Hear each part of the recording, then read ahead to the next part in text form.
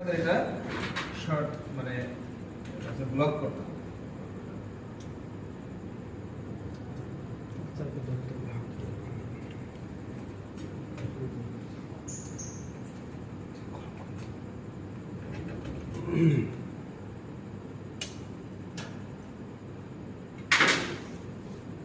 আমরা এখানে rated current supply দিব।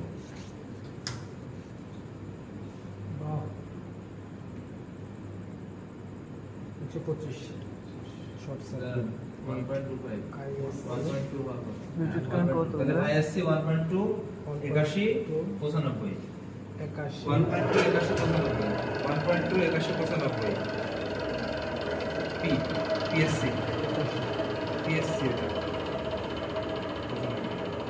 আচ্ছা এখন এখান থেকে আমরা এক্সইকিউ এবং আরইকিউ পাবো, ঠিক আছে? স্যার এটা বুঝলাম মানে ধরে রাখছিল পাওয়ার দিয়ে ব্লক করব না, ব্লক করব টেস্ট ব্লক মানে শর্ট সার্কিট আবার যেটা কারেন্ট দিছি কিন্তু ভোল্টেজ দেয় নাই স্যার। হ্যাঁ রেড কারেন্ট দেব। আইএসসি এর রেড কারেন্ট সব সময় শর্ট সার্কিটের রেড কারেন্ট, ওপেন সার্কিটের রেটেড ভোল্টেজ। আচ্ছা এখন আমাদের আরইকিউ এবং এক্সইকিউ পাবো, কিন্তু R1 R2 X1 X2 এখনো পাই নাই। তো X1 X2 পাবো, দুই দিয়ে ভাগ করলে X1 X2 পাওয়া যাবে, কিন্তু R1 R2 পাবো কিভাবে? তাহলে R1 টা আগে পাইতে হবে, তারপরে আমি R2 পাবো। এখন R1 কি? R1 হচ্ছে এই যে এই কয়েলের রেজিস্ট্যান্স, একটা কয়েলের রেজিস্ট্যান্স, একটা ফেজের রেজিস্ট্যান্স R1। তাহলে আমরা এটাকে বের করার জন্য কি করব? এখানে দুইটা কানেক্ট করব। দুইবার জানতে ভোল্টেজের কানেক্ট কমন একটা ভোল্টেজ দেখতে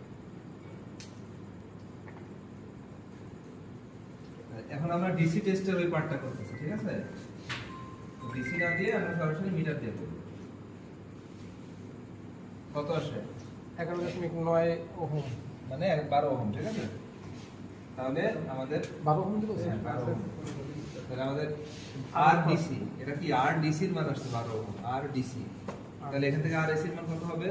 তাহলে 1.6 গুণ হবে। হ্যাঁ, এটা আরএসি টা কার, R1 এর নাকি R2 এর? স্যার এটা ডিসি তে বের করার কারণ ডিসি দিয়ে বের করার কারণ হচ্ছে এটা কয়েল, এই কয়েলের রেজিস্ট্যান্স বের করতে হবে।